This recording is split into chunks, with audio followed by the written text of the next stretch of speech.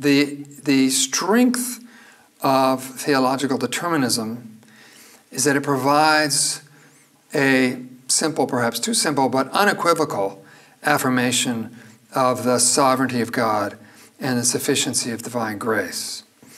So that is, I think that is its real strength. Its downside, at least in any simple version, is that it's hard to see how to avoid making an all-determining God the author of evil. So appeals to freedom reflect that struggle, that dilemma.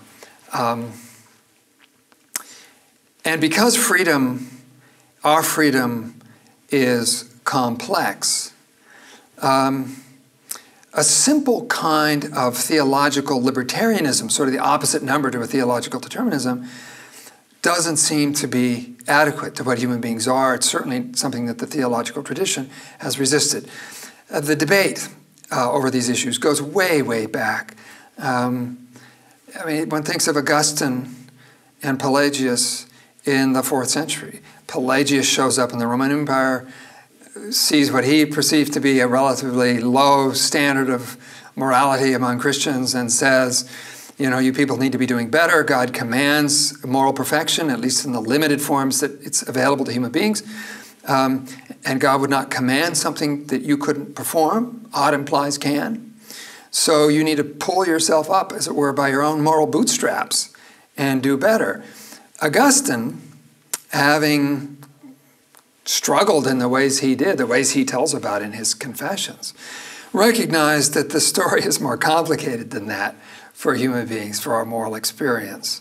That we cannot always carry out, put into practice our own moral and evaluative judgments.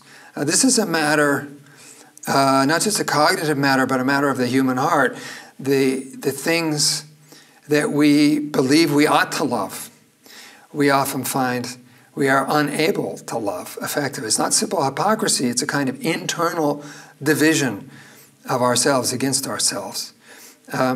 We can't get our first-order desires, using a philosophical distinction, to conform readily to our second-order desires, that is, that which we judge it would be good to desire.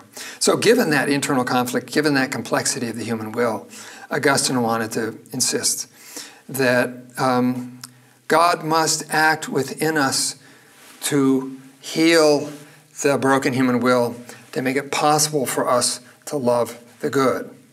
Now you can see how that could lead, if it's rendered in too simple a form, to theological determinism that reduces the human agent to passivity, being simply moved around by the divine agent. And sometimes the language in the debates about these matters descends to that level. But I think it's been a classic theological struggle to find a way to do justice to both elements in that debate, to the importance of human agency and moral freedom, and to the brokenness of that freedom and the need for divine grace. And there's been a tendency for theologians to hurl the term theological determinism, or on the contrasting case, Pelagianism, at each other as they try to work out this extraordinarily rich and complex conceptual knot that seems to me lies right at the heart of the Christian faith. So theological determinism is usually a position not that somebody embraces, but that they ascribe to someone with whom they disagree. and vice versa. That tends to be done with the charge of Pelagianism. So it's an ongoing discussion.